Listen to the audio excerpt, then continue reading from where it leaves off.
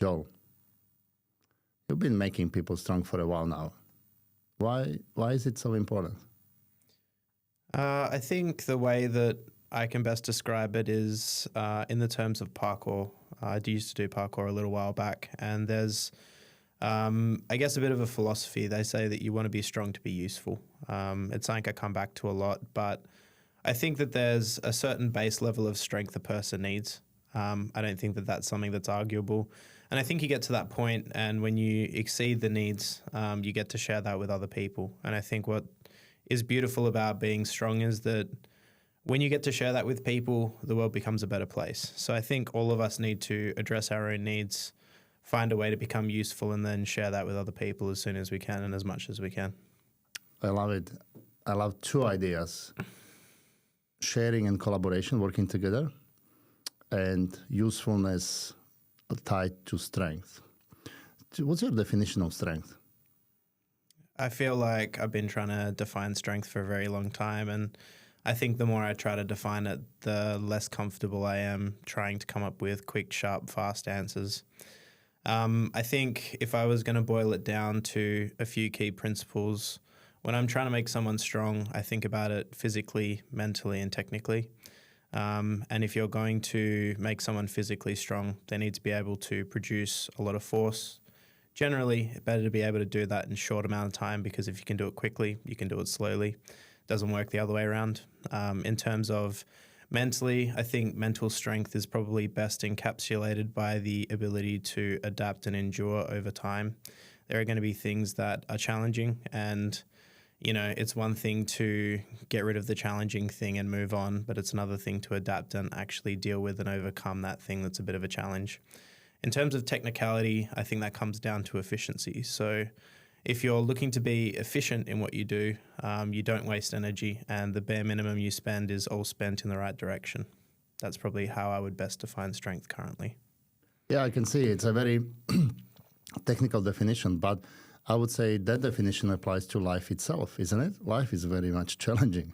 There is always ups and downs. There are difficulties and everything. And the concepts that you just talked about, mental strengths, techniques, how do you overcome the different difficulties, they're all important in a journey or adventure of life.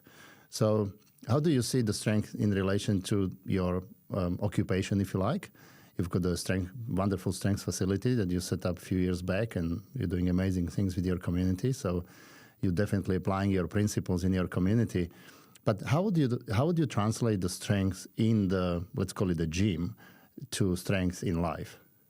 I don't think they're really they're separate the way we like to pretend. So I don't know if I would agree with the separation of those concepts personally. I think that just going back to pillars, because I think the more structure you have, the more replicable what you do is. Yes. Anatomy, physics, and psychology are the three things that I tend to look at. And it doesn't really matter what language you talk in, the same rules tend to apply. So if you go back to physics, well, I need to produce force, and I need to produce force in a certain time frame. But the irony is that if you look at force being mass and acceleration, I think what you need to do has to hold weight, and you need to get it done, and probably done quickly. So, if that's the language of physics, so to speak, the irony is that at a level of life, it's still exactly applicable. And I don't need to, explain that to anybody, because that's easy to see simply in the language we use. So I don't think that in the gym and out of the gym are as separate as we like to think. I don't know if I'd go as far as say the way we do one thing is the way we do all things, but I do think that language betrays us, and this is a great example of exactly what I mean when I say that. Yeah, so if you go back to your journey, and there has been a challenge in the past few years, what was one of the biggest challenges that you had to overcome? I mean, I'd say the biggest challenge I've ever had was high school. But more recently, I would say obviously opening up my own facility was a big one. Deciding that I'm a person that's worth something is also always a challenge. These are the things that I come back to probably more often than anything else. So tell me more about high school.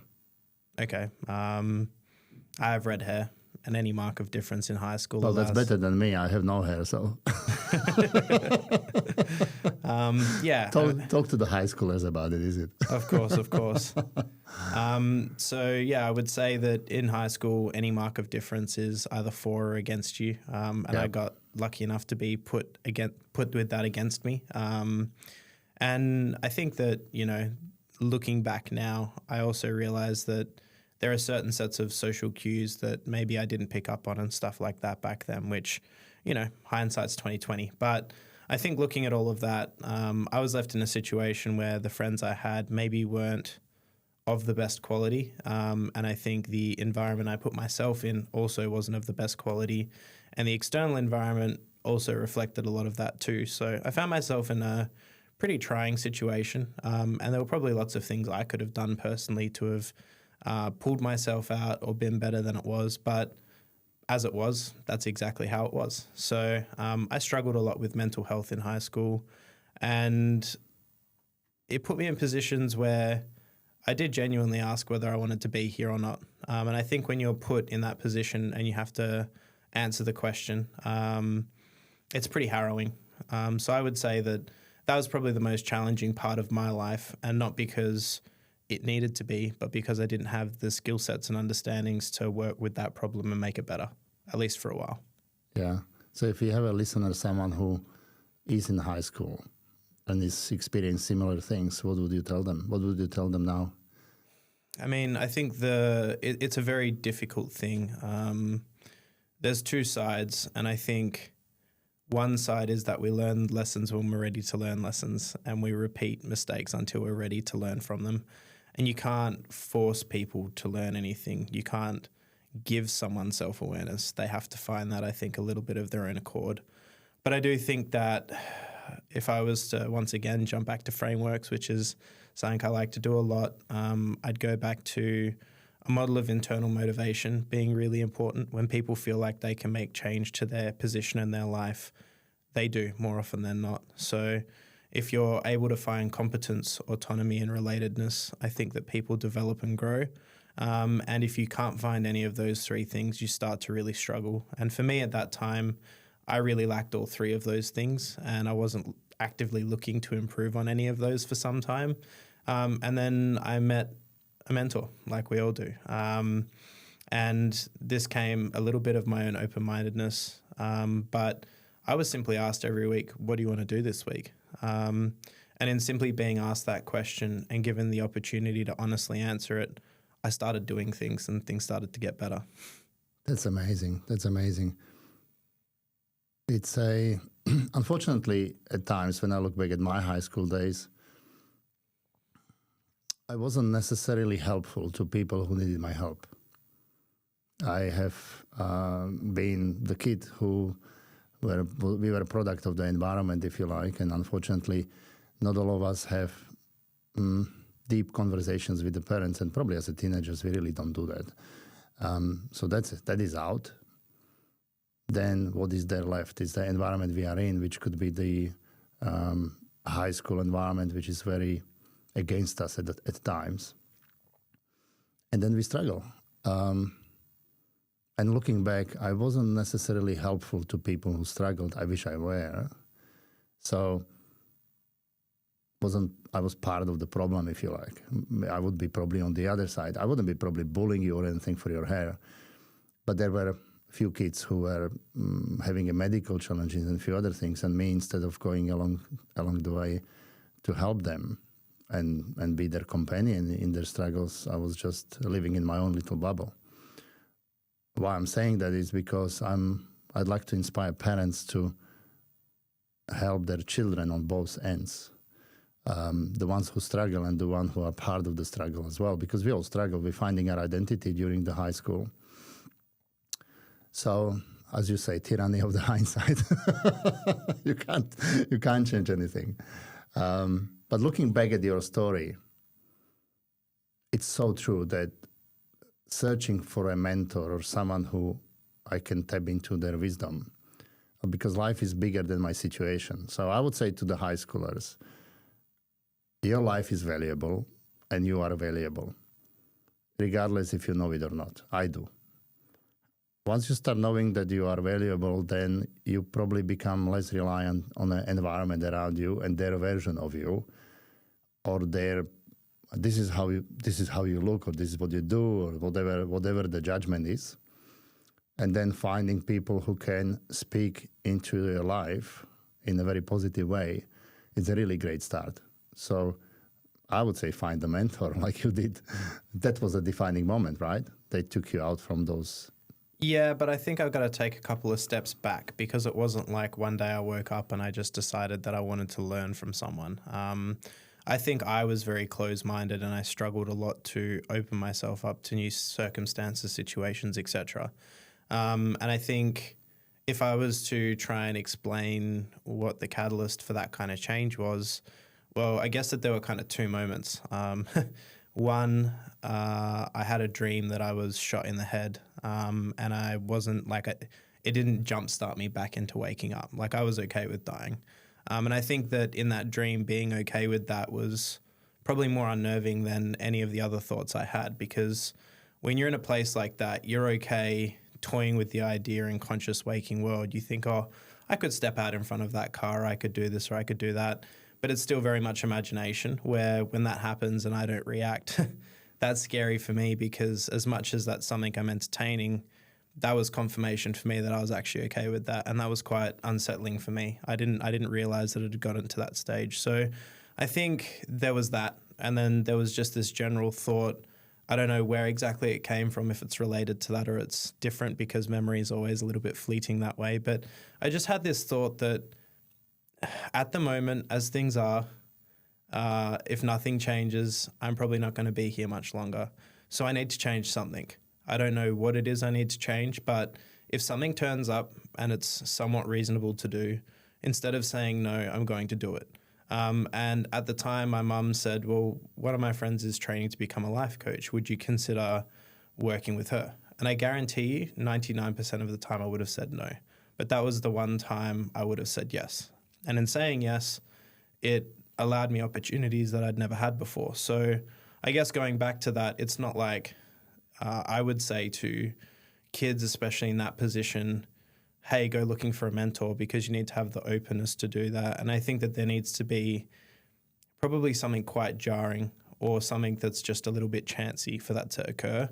But I do think that what I would say is, if you can see that you're not open, there's no denying that doing nothing changes nothing, almost. So I would just say, consider that as a point of view, take that as you will. I won't blame you if you still continue to do what you do, because it's not something that I think I would have been able to get to without moments like that myself either. But I do think that there's an endurance, and given enough time, there will be a chance event that will help you as well. So I think there's probably stuff you can do, but I also think that there's just chaos, and when chaos applies to you long enough, hopefully something different happens. Yeah. There's a bit of both. It's a bit of both. Courage to try different things. We were talking yesterday with John, my other guest, and it's a known and unknown. Now, if my known is whatever it is I'm in, that's my known, right? It's a chaos, it's not going anywhere, it's leading to distraction. Then unknown is an alternative that it's not explored yet, but it's better than the known. This is how we arrived yesterday. It's like, you know what? If this is not working, whatever else is there is better alternative than this one.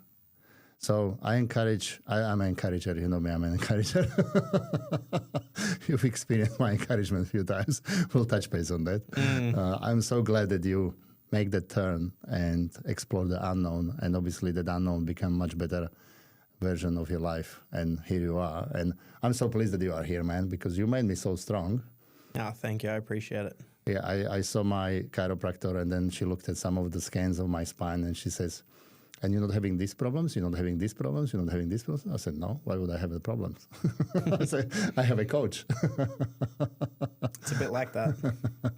So thank you for being my coach. Happy. Same goes. I'm enjoying being at your facility, working out, meeting other people. And now you are, I think all the past experiences that we have, good or bad, are shaping us to be who we are today.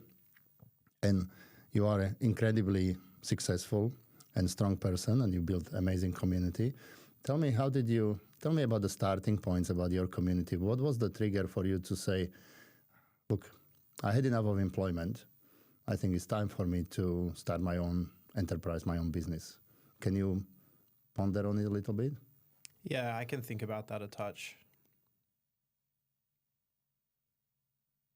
I think for me, the decision not to be employed wasn't one that came from the issues with employment itself, I would say. I feel like I've always been in a situation, and I've been lucky to have some sort of perspective on the situation, if that makes sense. So I feel like when I started coaching, which would be, I think 8 or 9 years ago now, I kind of looked at the scenario and said, well, I need clients and I have no clients. And if I don't find clients soon, I will lose my job. And that's just the simple place we started at. And I think a lot of people took their position for granted where I worked. I worked for the government and it was quite easy work.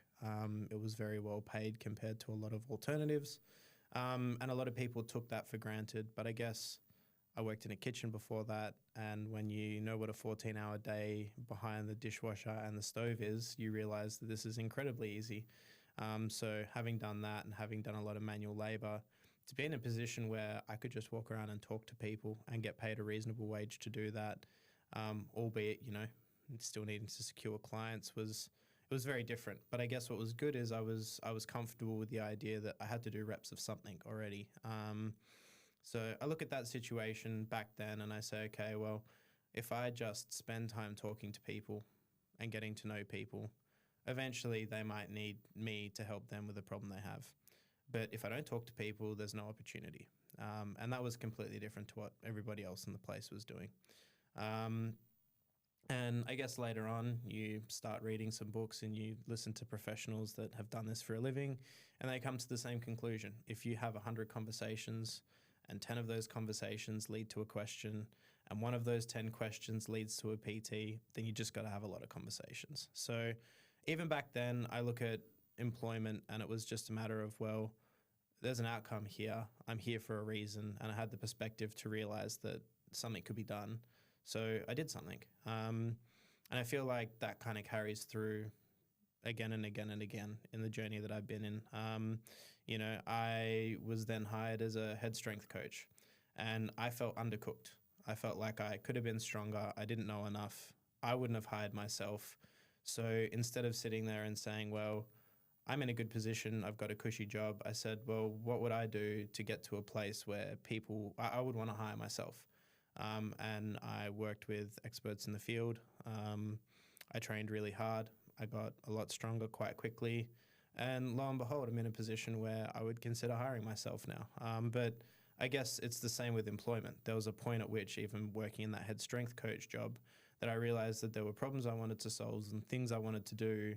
And while I was given autonomy early on in that role, it dried up eventually, and there were no moves left for me to make. So I had to do something. And when you realize that working for yourself, there's a lot more openness, then I've got the ability to enact on that perspective, which is why Small Goods is as it is now. Yeah, I like it. What you just said, what I like about it is you were promoted to the position and you knew internally that you don't have yet all the skills and things being in that position. Now, it's a good thing that you are promoted into a position like that, because you have an option, as you say, do nothing or grow into the position. I would call it doing your best work. If you're aiming to always do your best work, you're growing. You're learning, you're exercising more muscles, you become all-rounded person. And I believe that when people do their best work, the best work will find them the new opportunity to continue. Would you agree with that? Yeah, I think it's a pretty fair statement. I think when you look at the situation, the way I discuss it within the walls of Small Goods is we've got a goal-setting framework that we use to try and clarify who people are. And I say you're always being pulled back in one direction and forward in another direction, and they're both equally useful motivators, and different people like to cling to one more or less. I think if you're looking at the forward-reaching side, as you say, when you do your best work, You're inclined to push yourself in ways you wouldn't, accept challenges you might not. And all of that's going to pull you into this forward-thinking, forward-moving part of yourself that you want to be in the future. I think on the other side, there's actually the lack of desire to go back to where you were. And I think both of those are really important. One thing I've identified about myself is I do like forward reaching, and that's awesome, but much less would I ever like to be who I used to be. So when I look at how I set goals and I look at things, I actually say I don't want to be the negative rather than I do want to be the positive. Maybe not the best perspective to have in some ways, but it's great because I can very clearly remember the feelings I used to have, and I know how uncomfortable and unenjoyable they were. So that's heavily, heavily motivating for me. Where some people may not have that same experience, I think they may enjoy reaching forward more. But I think both sides of that coin are really useful for people if they want to get to their best position. Yeah, I agree. Life is an adventure, right? You want to move forward. You don't want to go back. And remembering how it was back can propel you to keep moving forward and not to go back ever.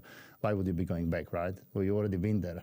Yeah, exactly. Why would you be going back to your old self? And this is very much so when people struggle with change, because when you are changing from one thing to another, and you've done a number of changes, you actually had to give up the government job. And that's probably when I met you first time. There was that crazy guy who made us to do crazy exercises, and I felt it. I said, like, what is this? You remember that? Yeah, I do.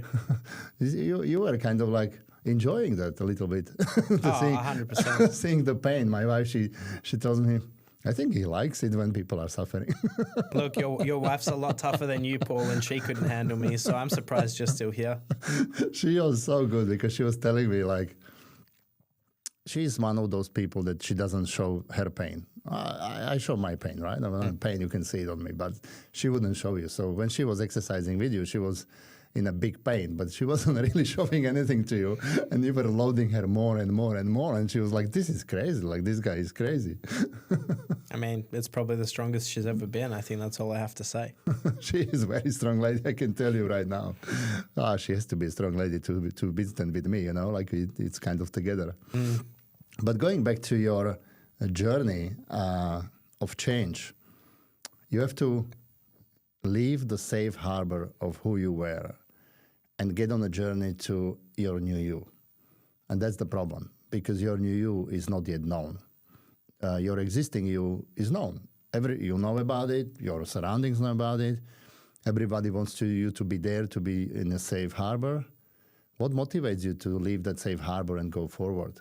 There's just nothing interesting about staying in the same spot, to be perfectly honest. I think if you stay in the same spot long enough, it becomes more and more uncomfortable. I think you realize that something's not right, and a lot of people that find this comfortable medium place probably aren't being honest with themselves. That's kind of my feeling. I might be wrong. Maybe I'm just a different person to everybody else, and that's fine. It doesn't make me better. It doesn't make me worse. But I do think that there have been periods where I've been stagnant, and there's this growing unease with the stagnant. So I think going back to me being motivated by the negative feelings in my life, there's a point at which I just say, I can't handle this anymore. It's driving me nuts, So I think maybe I'm a little bit lucky that way. Maybe that's not the way everybody is, but I definitely think that it's just uncomfortable staying in the same place. And I think there are problems that can very easily be solved that don't need a lot of work. They need consistent work, but they probably don't need as much work as a lot of people say. And when you're looking at these problems, you just think, well, maybe I'm the person to do it. It's better than sitting still. Like, sitting still is not enjoyable. Yeah. I hear you. And I remember when you were going to quit the job. Do you remember that? Oh, it was probably one of the most stressful times in my life, to be honest. I can still remember that. Tell me more about it. Oh, look, I think at the time it was hard to come to terms with the change. I'd always wanted to open my own gym up and to help people in the way that I thought made most sense. But it was very hard to come to a point where it was like, yeah, this is definitely something that I am capable of doing, I think is probably the way of describing it. I think we spent a lot of time in mentorship around that period, and something that kind of came up again and again was self-doubt. Do I do I consult out half my time? Do I just open the gym and hope it works? You know, there were a lot of things that were very uncertain. And I think in the first, year to 2 years, a lot of that was still very uncertain still. But I think now that we're in a more stable, comfortable place, things are okay. And it's because I've done enough reps to feel comfortable in that environment. But at the time, I remember going to bed and my heart rate probably still being 140, 150 because I'm playing over these stories and versions of things in my head that didn't need to be there. And that's okay. I think we all have our moments. No one's going to get away scot-free and just live comfortably in their own head all the time. But I think, there was a really, really big change that needed to occur. There's a lot of inertia trying to hold you in place because things are very comfortable. And overcoming that inertia requires a lot of force. There we are again. Being strong. That's it. Now, I remember very well when we were talking about the time I was fortunate to be sharing the journey with you and privileged, I'd say, because it was a huge trust that you've given me to say, hey, Paul, I'm attempting to do this adventure. And this is where we met at that intersection of you moving into unknown or being ready to be moved into unknown. I remember when you came to my office and you say, Paul, I'm going to quit. Do you remember that? Not directly, no, but you can remind me. I can remind you. So you came to my office and say, we both concluded that you are ready to move and quit the job. And you said, I'm going to quit this week and I'll come and see you next week. And then you know where it's going. I know where this is going, yeah. Do you want to? No, you can finish the story. Do you want to do your version of story? Or you can finish the story. Well, no, I think you should tell the story. So, okay, so I said that I was going to quit, and that week I definitely quit. That's true story. Leaving quite the detail out. It took me a couple of weeks to gather the fortitude to make that happen for sure. And I came back to you. And there was actually a point I think you said, like, if you don't do it this week, don't come back. I'm pretty sure there was something about as hard-lined as that. I don't know if it was exactly that, but pretty close. Yeah, it was pretty close. Because you came back to me. I tell you what it was from my perspective, right? My side of the story. You came to me and you said, Paul, I came to my mental conclusion that I'm quitting the job. And then you were going to quit the job, which was kind of the agreement that you and we had. Mm-hmm. And then you came to me a few days later and you start justifying why you didn't quit the job. You were telling, and my boss wanted this, and my boss wanted that, and this, and that, and that. And you gave me 3-4 reasons why you didn't quit. And I said to you, I don't give a shit what your boss wants. I don't even know him. I don't care about him.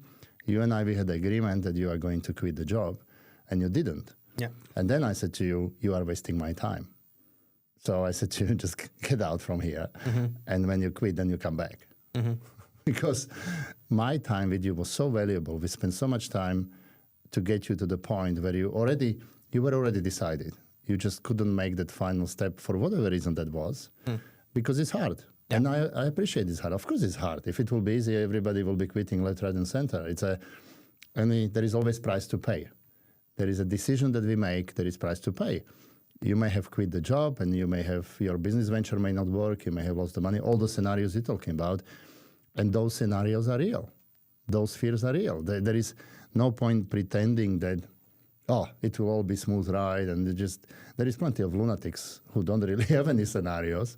They don't last very long.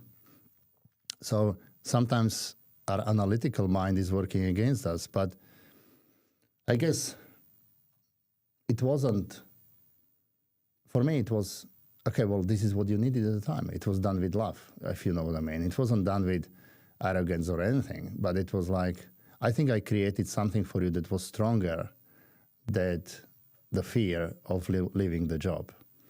And I tried to teach you at the time the commitment that you make to yourself, because that was most important, it was commitment to yourself. And I had commitment with myself. And commitment with myself is I'm not wasting my time with people if they not serious about themselves, if they're not committed to do their best work or keep moving. That's commitment to me. And at that point, I would be serious if you wouldn't quit. I don't think that will be the end of the journey for us because it just says that I'm not in the position that I need to be to continue work. I think I deal with something very similar with clients that I have as well. I try to be a relatively open and understanding coach. I think that there are lots of priorities and there are lots of things worth doing in life. And I think that training should be something that adds to life and doesn't take away from it. And that means that at Small Goods, if you come in, we have a process of clarifying who you are and what training means to you. Once you've clarified that process, we set goals. And from there, if you're not hitting goals, you're either not who you said you were, and that's okay because people do need to re-clarify every so often, or you're not doing the work that you need to do to become who you are. And I think that it's definitely something that I think about a lot is that, in the early days, you used to say, if you're going to promise something, it needs to be final. And I think that going back to that stagnant kind of feeling, if you are someone who is clear on who you are and what your goals are, and you're not achieving them after we've clarified that this is exactly who you are, maybe you shouldn't be spending time with me, and maybe you shouldn't be a part of this location, because that's what people here value. That's what we work towards. And if you're not willing to add to that vision and that value, then you're detracting from it. It's simple. And it's not to say that you're a bad person. It's not to say that that won't change. But right now there's something stopping you. And if I can't change it and you can't change it, nothing's going to change. So come back when you're ready. I think it was a really, really good lesson. And I think another lesson that I really enjoyed at the time was working with another mentor of mine. She said, you're always visualizing the worst case scenario, but I've never once heard what your visualized best case scenario is. And I remember saying before I quit my job in one of those weeks that I'd really love to have just a long table of people eating together, laughing, lifting, going places. And it's amazing. 3 years down the line, we regularly eat together, we regularly laugh, we regularly train and enjoy training. And we're going to go to the Philippines in a couple of months. So here we are. You are very humble because you have a number of people in your facility that are national champions, they are international champions, world champions, which is incredible. I'm so glad that you made the choice because looking 3 years later, what you've done is remarkable. Partly your selection process and your expectations. And what I see here is on that lesson, I believe that you learn how to value yourself. And I think that served you very well because now the decisions that you're making, the people that you bring to your attention and to your space, if they don't value themselves, they cannot produce the best work. And this is what I like about my journey right now, because if somebody commits to do the best work, they're committing into self-discovery journey. And tell us a bit more about these champions that you have in the gym. Tell us a bit more about who they are, because we're talking about strength. We're talking about your amazing ability to coach people, which is amazing. And you have a number of high achievers in your gym. Give us a little bit, pick 1 or 2 people, and let's talk about them for the next few minutes.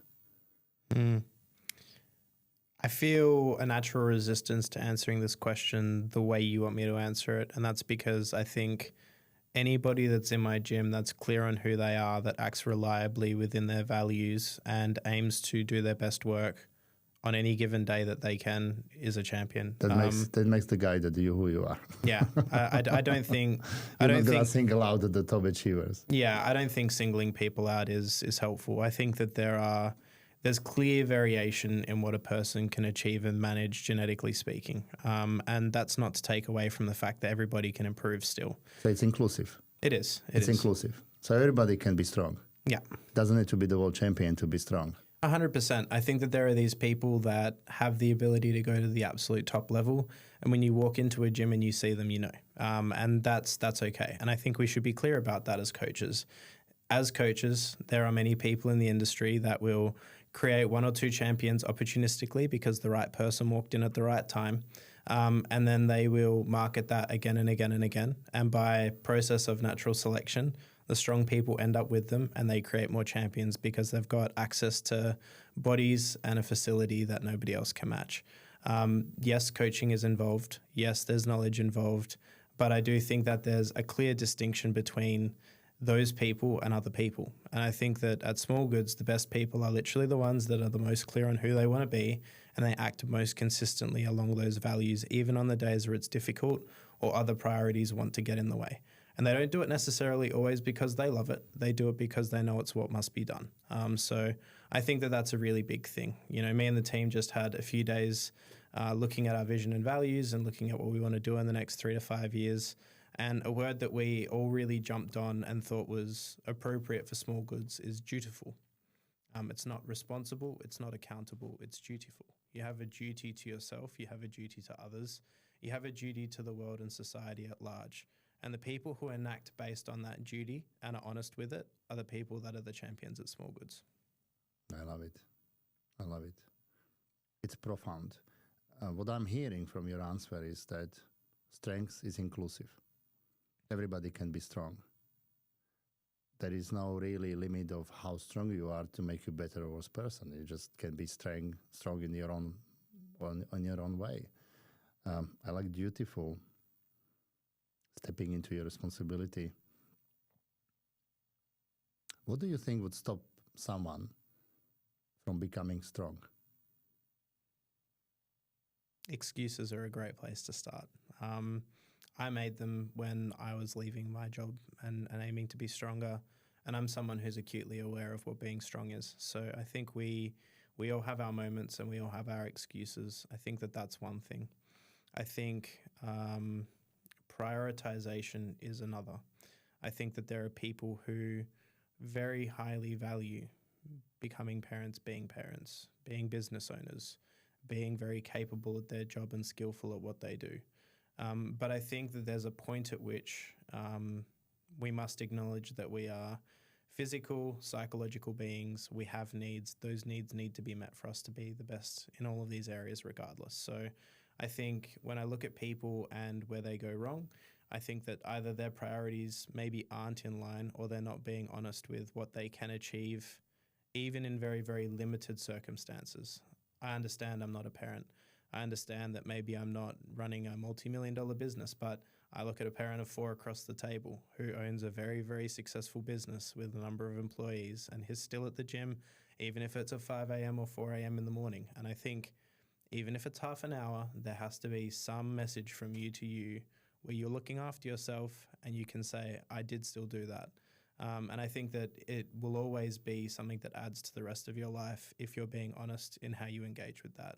But yeah, going back to the original question, I think that the things that get in people's way are excusing themselves, maybe a misunderstanding or misapplication of priorities, and not valuing themselves. I think if you don't think that you're worth training or developing, then that's going to seep through eventually. And I don't think that that's ever the correct answer, because I think everybody's got something to offer.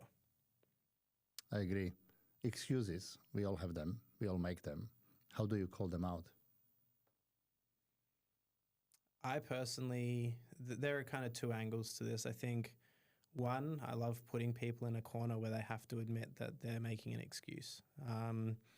And when you put someone in a corner and you do it in a way that's well thought, they either have to admit that they're not doing their job as they intended to, or they have to lie to you and look very silly. And I think that that's why I really enjoy the clarification process that we have at Small Goods. If you sit down and you do the goal setting workshop, everything is there in front of you. So when you say, I can't do this for insert excuse, I can pull up your goal setting workshop and say, but actually I could swear that this is on the piece of paper I'm reading right now. So explain to me how this is aligned with your values and who you want to be. And that's when someone's put in a corner and they have to answer to themselves, not anyone else. This is not about me. This is not my journey. But you said this, and I'm just trying to point out that this is the journey you wish to be on. So either clarify for me or look a little bit silly. I think that that's one way of... What do they do? Sorry, what do they do? So if you do that, how do the people react? It's great. I think that it actually solves a lot of the problems that many gym owners probably have, to be perfectly honest. I actually had to say goodbye to a couple of members over the last few days. They are still welcome back and we're still on great talking terms. But what's fantastic is that both of them sat down, had a look at the goal setting workshop and asked, who do I want to be? And we've gotten very honest about the amount of time they have spare, what they can manage, etc. Now, when they come to me and they say, look, I think it's time to leave and cancel my membership, I say, okay, but where are you going next and what are you doing next? I have no issues with you leaving. I just want to make sure that as your coach, you're still doing something to look after yourself. And one of them, had an answer, and it was at least some sort of answer. And I said, okay, and what about strength training? Because this isn't part of the picture you've painted, and there are a number of reasons why it has to be important, I think. And this person completely agreed, said, I loved being here, I loved doing strength, but right now with the amount of time and effort and energy I'm putting into training, I just find it hard to do enough now. I said, okay, when would you like me to call you back? And they were very gracious about that. They said, I'd love to be called back at this point. And if we have to have the exact same conversation 3 months from now, that's totally fine because people are at where they're at and there's no issue with that. The other person did something very similar too. I'm really sorry. I can't see any way I'm formally going to train. I'm in a very specialist job. There's not a lot of choice as to what I do and how I move. I want to provide for my family, and this is a great way for me to do that. And I feel duty in the job that I do. Okay, but do you realize that this is going to potentially send you down a mental and physical loophole if spent too long in this direction? Yeah, I do. And I think it's going to get better at the end of the year. Would you like me to call you back? Yes, of course I would. And I think that this is a great retention tool for gym owners, by the way. But I think it's also really important because if you don't ask people who they want to be, then everything's vague and uncertain. And when you ask people who they want to be, it's incredibly clear where you're going to go next. Or people are not acting within their own values, and that's just something that looks a little bit silly. Yeah. Well, what I'm hearing is your love and care for people, regardless if they are members or not. Yeah, I think at the end of the day, people are people, and I don't think strength training is negotiable, in my opinion. I think that there are too many benefits that come from strength training specifically that can't be mirrored. And if that's a truth, which I think it is, then people have to deal with that truth in their own way. I just want to make sure that they're living a life that they're happy with and they feel strong about. And if that's separate to the gym, then that's completely fine by me. But I think that being honest is the most important thing. And a lot of gym owners will try to push people in uncomfortable ways, and that's actually not going to help anyone in that situation. So come back to excuses. That's the first way I deal with it. I try to use clarity to help people work within their own vision and values. The other thing I like to do is I like to make jokes about it. And I think you're a prime example. A lot of people in the gym think this is a very productive, capable, intelligent human being. He clearly knows what he's doing when it comes to business and all of the above. So why on earth is he fooling around at 5 or 6 in the morning? And I had to come to terms with this myself. It took me a little while to grapple with the concept, and then eventually understand. And what I understood is that Paul likes to connect to people, and he likes to connect to people in his own way. This is a social experience for him. A lot of Paul's day is going to be dealing with the team or clients or something similar. There may be conversations, but it's not necessarily social the same way. I'm sure you know what I mean. I think a lot of business owners do. So there's a clear benefit to Paul in the social environment we live in. But there's also this needing to be challenged and overcome the challenge that Paul loves too.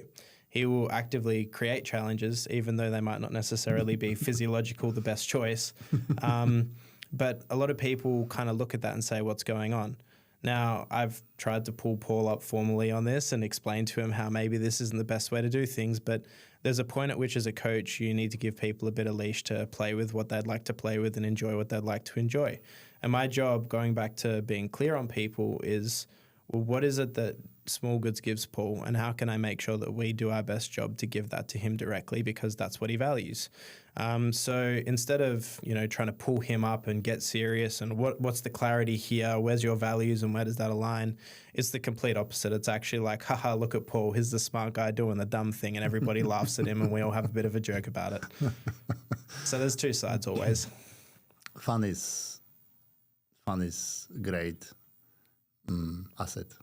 And I love the camaraderie and fun that is part of the community, and it's a combination of strength because I'm working hard from time to time. Just occasionally.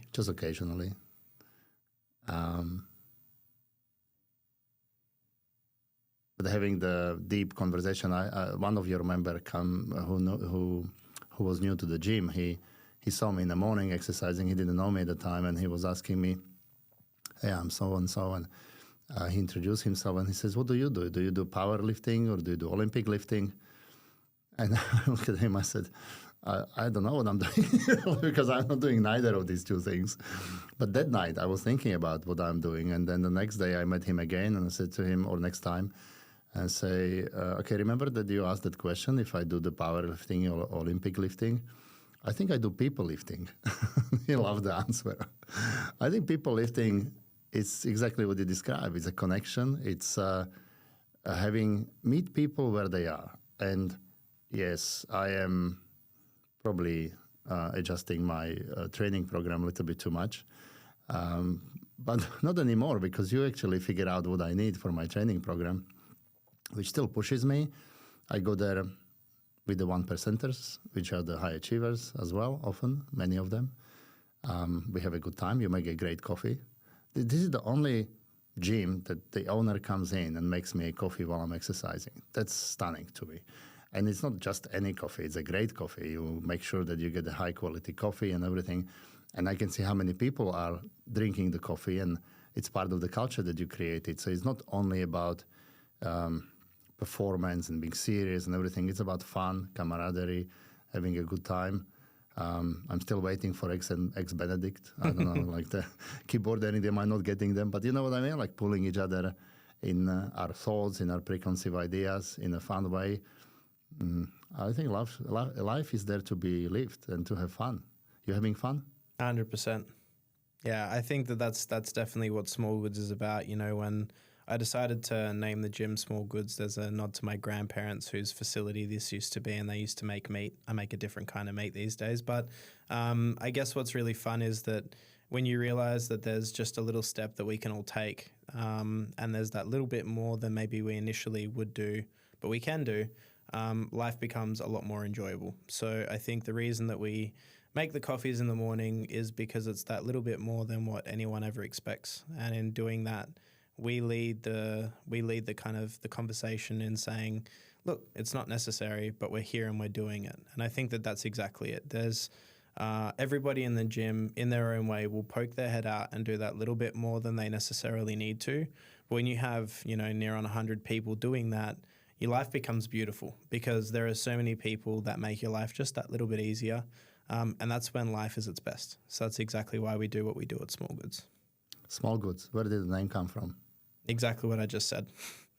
Yeah, a mixture of that and understanding that it was a small goods facility that my grandparents ran 30, 40 years ago. That's their legacy? Yeah, 100%. Built into the name? That's exactly the legacy it. Continues? I think so. I think at the end of the day, there's a little bit more we can all do for each other. And even in me running the facility, it's not like I haven't had lots of help from them, from people like you. But I think because there are so many people that are willing to stick their head out that little bit further for me, I see it time and time again just make the rest of my life that much more enjoyable and that much more worthwhile. So I think when we all do that, the world's a better place. And that's kind of what I'm looking for. Changing the world, making people strong. Joel, thank you so much for coming in here today. I enjoyed this conversation, unpacking some of the things, and thank you for sharing your stories from the past and from the present. And I can see the vision and the future that you will take these community places and some amazing things that you're doing. And the way how you're going about things is very different than the usual. If you like the business, I wouldn't call you a business. You're far beyond the business. And what I find it remarkable that you were able to do it in a very short period of time. 3 years in business is nothing. It's just a starting point. But the amount of achievements that you did in 3 years is astonishing. So I can't wait to see another 3, 10, 20, 30 years and keep going. I appreciate it, Paul. I'm looking forward to seeing it too. Thank you. Cheers.